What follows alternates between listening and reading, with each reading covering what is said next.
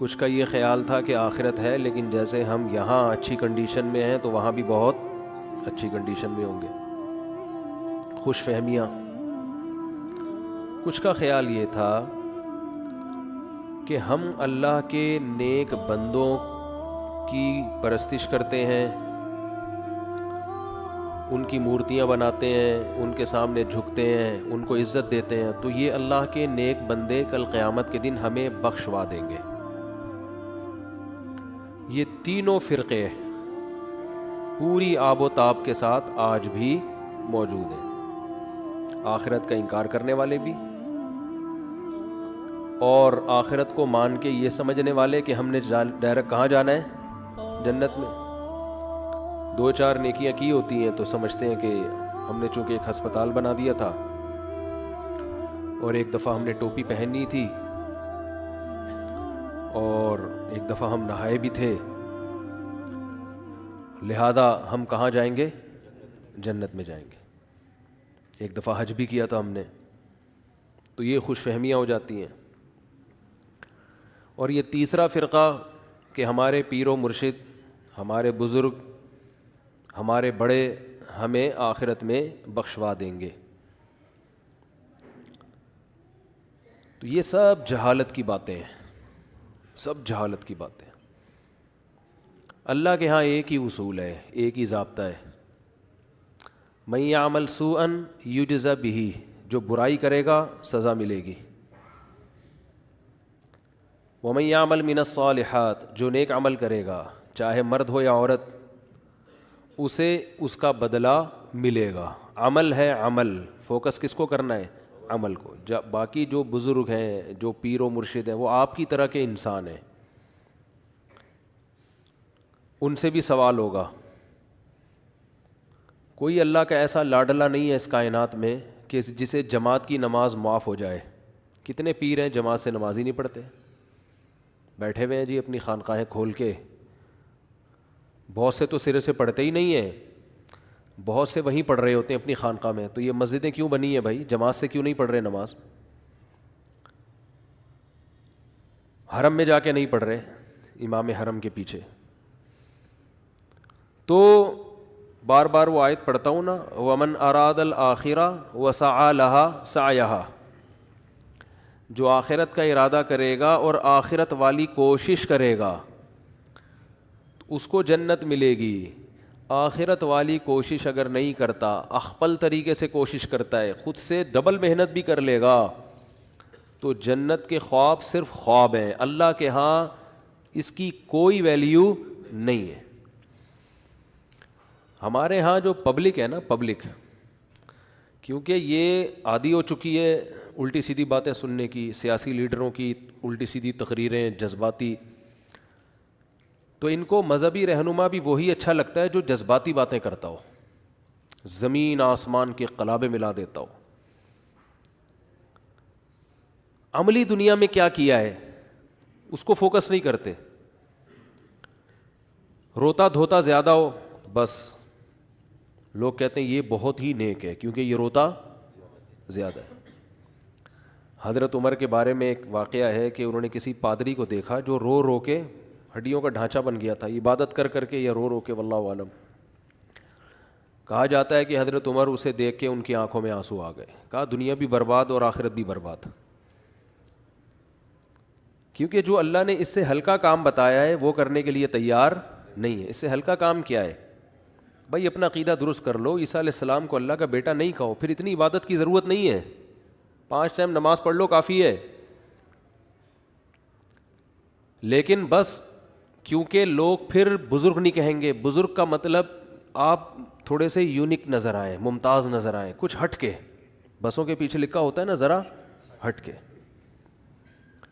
ذرا ہٹ کے. اسٹائل تھوڑا سا کیا ہونا چاہیے؟ ہٹ کے.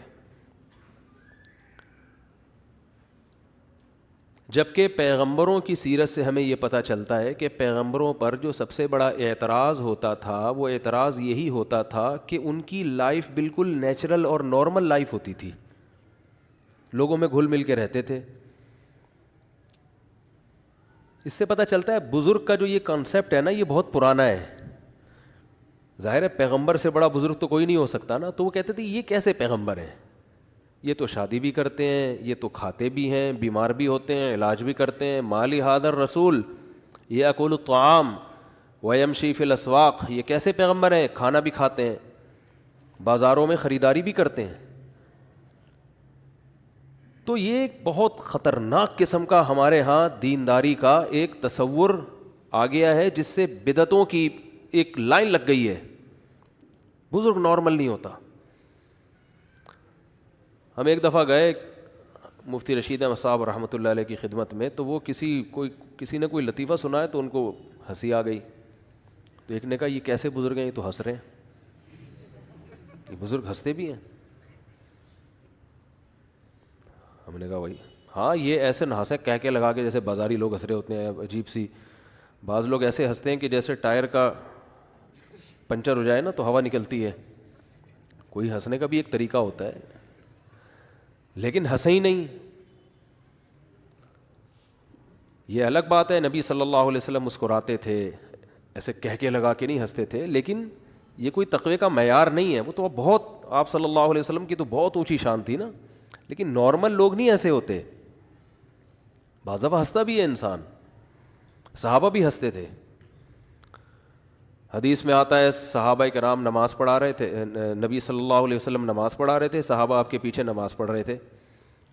تو ایک صحابی آئے جماعت میں شامل ہونے کے لیے, کہیں گڑھا تھا, ان کا پاؤں پھسلا, وہ اس میں گر گئے. تو چند صحابہ کی ہنسی نکل آئی قہقہے کی حد تک. وہ ہوتا ہے نا کوئی انسان جا رہا ہوتا ہے, ایسے آپ نے کلپ دیکھے ہوں گے, مزاحیہ کلپ ہوتے ہیں, بندہ جا رہا ہے ایک دم پاؤں پھسلا, کوئی ہڈی وڈی نہیں ٹوٹی, کوئی ایسا زخمی نہیں ہوئے, بس سلپ ہو گیا, تو انسان کو ہنسی آ جاتی ہے. تو صحابہ کو بھی ہنسی آ گئی. تو آپ صلی اللہ علیہ وسلم نے فرمایا بھائی جن نے قہقہ لگایا ہے وہ وضو بھی دوبارہ کریں اور نماز بھی دوبارہ پڑھیں. تو امام ابو حنیفہ رحمہ اللہ نے اسی حدیث سے استدلال کیا کہ نماز میں اگر قہقہ لگا کے کوئی ہنسے گا تو وضو بھی ٹوٹ جائے گا. البتہ دوسرے فقہا کہتے ہیں حدیث سند کے لحاظ سے ضعیف ہے, لیکن حنفیہ کہتے ہیں ضعیف نہیں ہے, حسن ہے. تو وہ حدیث میں ظاہر ہے صحت میں اختلاف ہوتا ہے, جو صحیح سمجھتے ہیں انہوں نے اس پہ فتویٰ دیا, جو نہیں سمجھتے, کیونکہ حدیث کا صحیح اور ضعیف ہونا بھی کیا ہے, ایک اجتہادی فیصلہ ہے, اجتہاد ہے.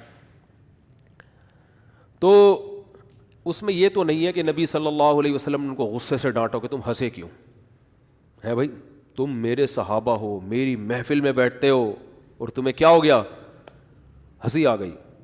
بھائی ایک انسانی فطرت ہے, اور نارمل لوگ اور نیچرل لائف جن کی ہوتی ہے نا دنیا میں, کوئی کام وہی لوگ کرتے ہیں. جو بھی عام روٹین سے ہٹ کے جو بندہ چلے گا نا وہ اپنی ذات تک محدود ہو جائے گا, وہ لوگوں کو, وہ خود بھی گمراہ ہوگا, دوسروں کو بھی گمراہ کرے گا.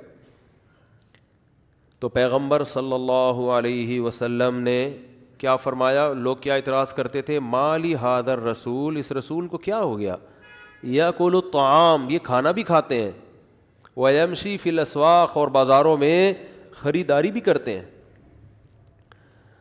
اب تو میرا بازاروں میں جانا بہت کم ہو گیا ہے. پہلے تو میں گھر کا سارا سودا سارا خود ہی خریدتا تھا. تو لوگ کہہ رہے تھے مفتی صاحب آپ ٹماٹر خرید رہے ہیں, آپ ٹماٹر خرید رہے ہیں, آپ کو تو ہم امریکہ سے آئے ہوئے نا ایک صاحب, ہم تو امریکہ میں آپ کو سنتے ہیں, نیو یارک میں ہمارا پورا گھرانہ آپ کو سنتا ہے, آپ ٹماٹر خرید رہے ہیں. تو میں ان سے کہتا تھا بھائی گھر میں جب سالن پکتا ہے تو ٹماٹر تو اس میں ڈلتا ہے, ٹماٹر نہیں لے کر آئیں گے تو اس سے بڑا اعتراض گھر والوں کو ہوگا, آپ کو ٹماٹر لینے بھیجا تھا آپ بغیر لیے آ گئے, تو یہ ہوگا نا.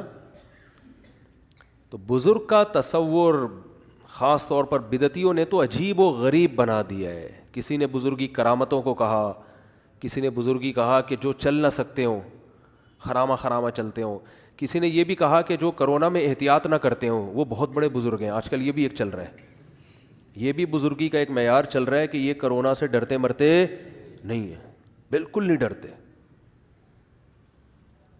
اور جو ڈرتے ہیں وہ کیا ہیں, وہ بزرگ نہیں ہیں, ان کو اللہ پہ توکل نہیں ہے. یہ بھی اپنی طرف سے بنائی ہوئی چیز ہے.